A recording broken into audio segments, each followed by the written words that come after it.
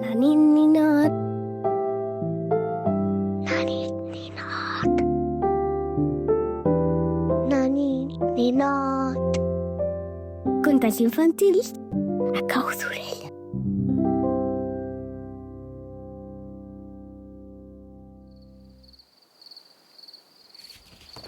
Hola, ninot. Avui tornarem a viatjar fins al Japó com ho vam fer ja amb el conte de Momotaro. Te'n recordes? Japó és un país que el formen moltes illes, on hi ha muntanyes molt verdes, també hi ha temples de fusta, jardins tranquils que tenen pedres i molsa i camps d'arròs que brillen com miralls quan hi toca el sol. A més, al Japó a la primavera els cirerers s'omplen de flors rosades que cauen suaument com si nevés de color rosa. I a la tardor, els arbres es tornen vermells i taronges com si el bosc s'hagués posat una manta de foc suau.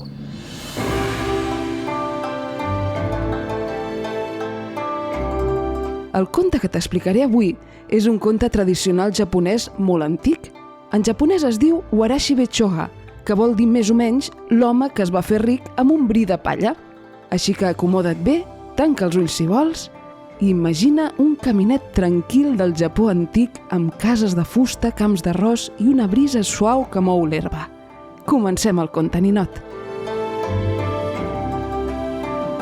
Fa molt i molt de temps, en un petit poble del Japó, hi vivia un home pobre que es deia Taro. El Taro no tenia gairebé de res. La seva casa era petitona, el seu bol d'arròs sovint estava mig buit, i les seves sandàlies de palla estaven tan gastades que cada pas feia un sorollet molt fi. Però el Taro tenia una cosa molt important. Tenia un cor enorme i molt amable. Quan veia algú cansat, l'ajudava.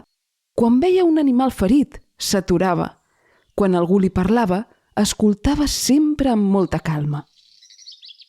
Un matí, després d'una nit de pluja suau, el Taro va decidir anar al temple del poble.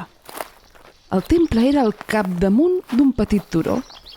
Hi havia escales de pedra cobertes de molsa, fanalets vermells i un jardí on les fulles queien sense fer soroll.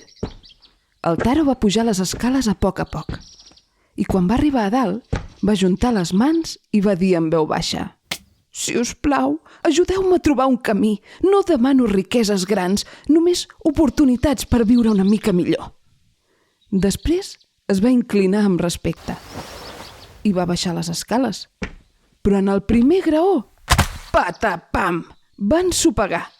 No va caure gaire fort, només es va fer una tombarella una mica ridícula i va quedar assegut de cul a terra. «Ai!», va dir fregant-se el genoll. Quan va obrir la mà, va veure que havia agafat una cosa sense adonar-se'n. Era un bri de palla. Un bri llarg, prim i daurat. El Taro se'l va quedar mirant. «Un bri de palla?», va dir. «Això deu ser el que m'ha donat el camí». I en lloc de llançar-lo, se'l va guardar a la butxaca. I va seguir caminant pel sender amb el bri de palla a la butxaca. Al cap d'una estona, una petita mosca va començar a volar al seu voltant. La mosca feia voltes davant del seu nas. «Ai, petita mosca, ets molt insistent», va dir el Taro.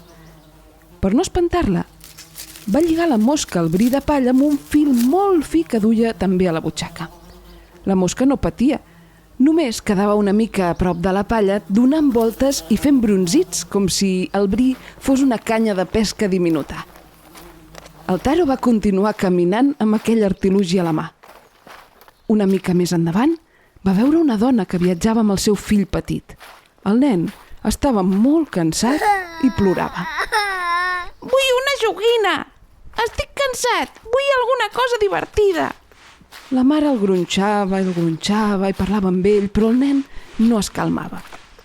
Llavors, quan el Taro va passar al costat d'ells, el nen va veure el bri de palla amb la mosca fent voltes i els seus ulls es van obrir com dos fanalets. «Mama, mira! Una joguina que fa bzz, bzz, bzz!» El Taro va somriure. «Vols mirar-la una mica?», va dir. El nen va estirar les mans i la mare li va dir: «Bon home, el meu fill està molt cansat. Si ens deixessis aquesta joguina, et donaré una cosa a canvi». El Taro va mirar-se el bri de palla amb la mosca agafada pel fil. Era tot el que li quedava, tot el que tenia del temple.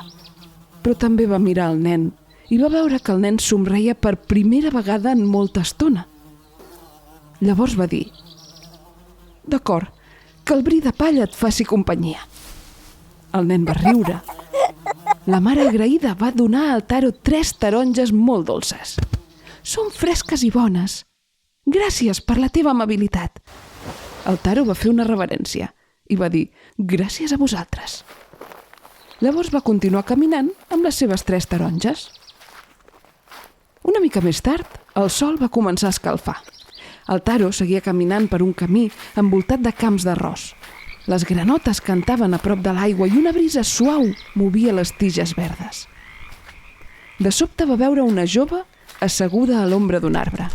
Tenia la cara pàl·lida i al seu costat un criat la ventava preocupat. «Tinc molta set», deia la jove. «El viatge és molt llarg i no puc més». El Taro es va acostar amb molt de respecte. «Perdoneu, tinc unes taronges, potser us ajudaran». La jove es va mirar les fruites amb esperança. «Oh, taronges!» El Taro li va donar una, després una altra i una altra. La jove va veure el suc dolç de les taronges i a poc va recuperar el color a les galtes. «Moltes gràcies, m'has ajudat moltíssim», va dir. El seu criat va obrir un paquet i va treure un rotlle de tela fina. Era una tela molt suau, de color claret, amb dibuixos delicats de flors petites. «Accepta això, si us plau», va dir. «No és gaire, però és tot el que podem oferir-te». El Taro va fer una reverència profunda. «Una ajuda feta amb el cor ja és un gran regal», va dir, i va continuar el camí amb el rotlle de tela. Mentre caminava, el Taro pensava: «He sortit del temple amb un bri de palla i ara porto una tela fina. El camí és ben curiós». Una estona després va arribar a un pont de fusta. Sota el pont, l'aigua corria clara. A l'altra banda hi havia un home aturat al costat d'un cavall. El cavall era bonic, però semblava cansat. Tenia el cap baix i una pota una mica rígida, i l'home estava desesperat. «Ai, pobre cavall! No podrà continuar el viatge», deia l'home. El Taro es va acostar i li va preguntar: «Necessiteu ajuda?» L'home el va mirar. «Hauria de portar un paquet important a la ciutat, però el meu cavall no pot seguir. Si tingués una tela per cobrir-lo i cuidar-lo una estona, potser descansaria millor».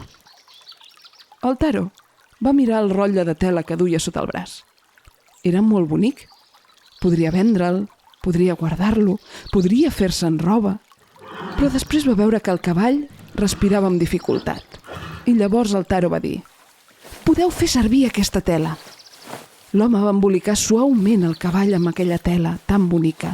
Li va donar una mica d'aigua, va acariciar-li el coll i al cap d'una estona el cavall va semblar molt més tranquil. L'home, molt agraït, va dir: «No puc portar-me el cavall ara. Si vols cuidar-lo tu i esperar que es recuperi, te'l regalo. Tu has estat més amable amb ell que molts homes rics». El Taro es va sorprendre. «El cavall? Per mi?» «Sí», li va dir l'home. El Taro va acariciar la crin del cavall i va dir: «Doncs el cuidarem molt bé». Va esperar sota l'ombra fins que el cavall es va trobar millor. I després va marxar caminant amb ell a poc i sense pressa. El cavall feia passes suaus. Cloc, cloc, cloc. El Taro ja no caminava sol. Tenia un company i el camí va continuar.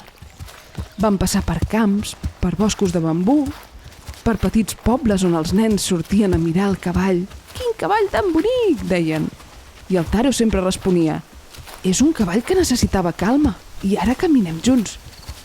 Cap al vespre, el Taro va arribar a una casa gran amb un jardí preciós i una porta de fusta fosca. Davant de la porta hi havia un home ric, vestit amb roba molt elegant, que semblava molt preocupat.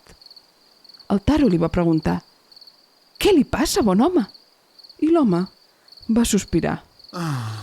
He de marxar de pressa cap a una província llunyana.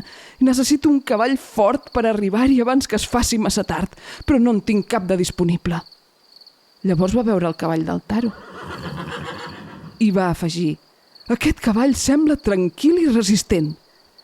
El Taro va acariciar-li el coll i va contestar: i tant que ho és molt tranquil.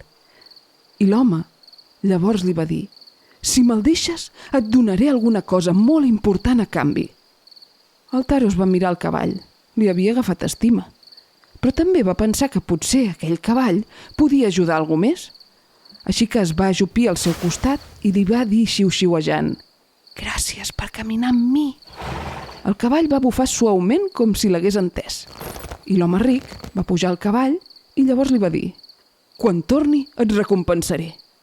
Però abans de marxar, va donar-li al Taro les claus d'una casa petita amb jardí que tenia al poble i li va dir: pots quedar-t'hi, cuida la casa fins que torni i si no torno aviat, serà teva. El Taro es va quedar parat. Una casa? Un jardí? Ell, que al matí no tenia gairebé de res? Va agafar les claus amb les dues mans i va dir: la cuidaré amb molt de respecte.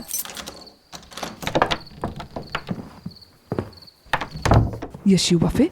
La casa no era un palau, però era càlida, tenia una habitació petita, una cuina ben neta, una finestra que mirava al jardí, i al jardí hi havia un tros de terra on el Taro va plantar-hi llavors. Amb el temps hi van créixer verdures, després flors, després un petit arbre.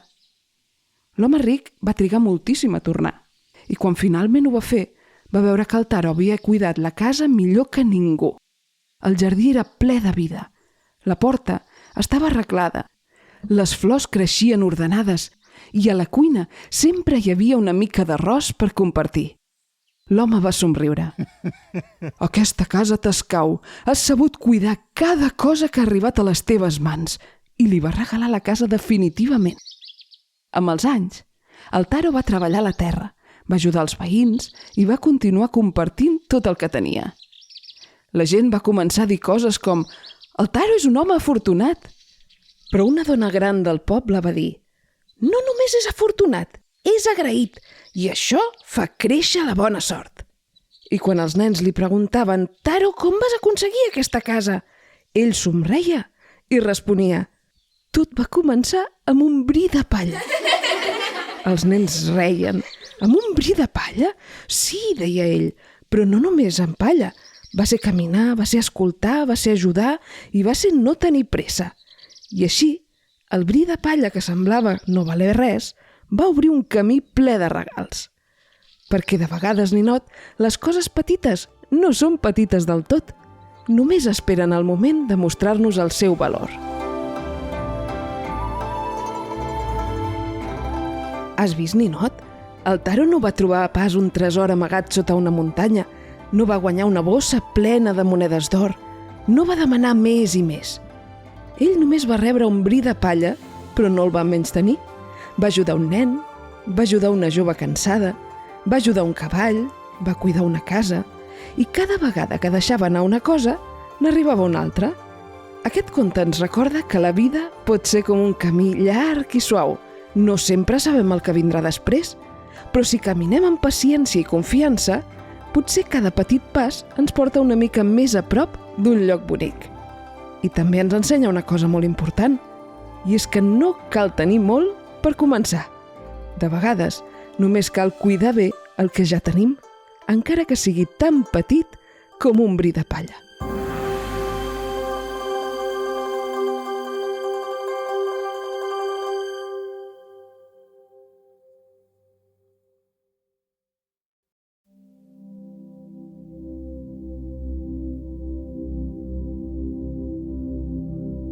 I ara, ninot, arriba el moment de descansar. Deixa que el teu cos s'estovi sobre el llit. Tanca els ulls. Imagina que ets al Japó, en un caminet tranquil entre camps d'arròs. El sol s'està ponent. El cel és rosa i daurat. El vent mou les herbes i fa un so molt fluixet.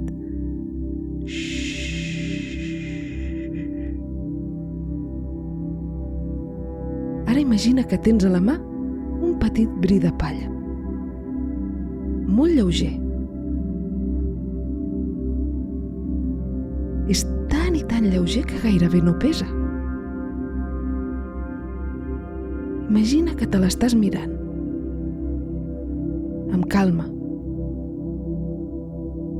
perquè aquest bri de palla representa una cosa petita que ja tens avui. Potser avui t'han fet una abraçada, o potser t'han dit una paraula bonica, potser un somriure, potser el teu coixí, que és ben tovet, o potser és aquest mateix moment de descans que estàs tenint. Aquest és el teu bri de palla. I ara jugarem a un joc que es diu deixar anar i rebre. Quan agafis aire, imagina't que el bri de palla brilla una mica a la teva mà. I quan deixis anar l'aire, imagina que el deixes anar al vent. Comencem. Agafa aire lentament pel nas i deixa-la anar suaument per la boca.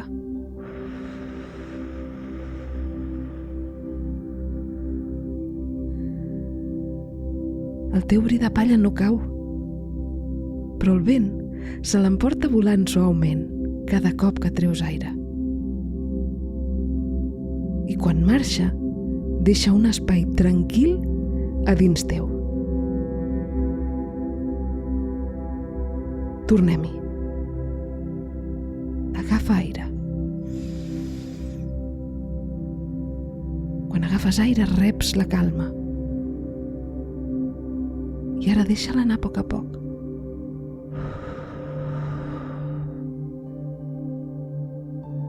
I deixes anar una petita preocupació que tens dins. Una altra vegada. Agafa aire i deixa-la anar.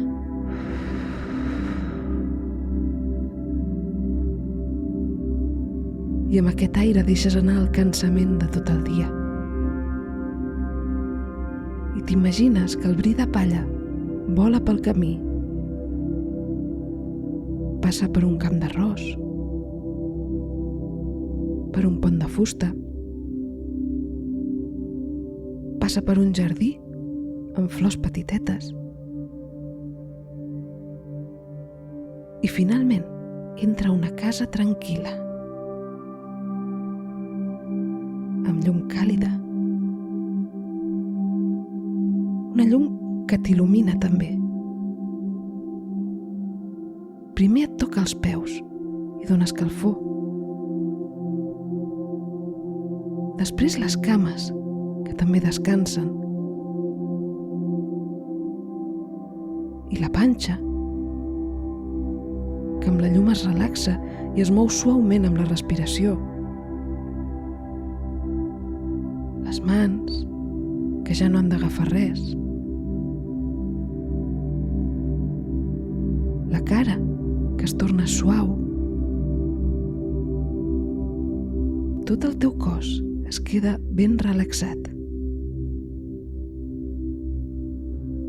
Ara tot està bé. Tu estàs bé. I és hora de descansar.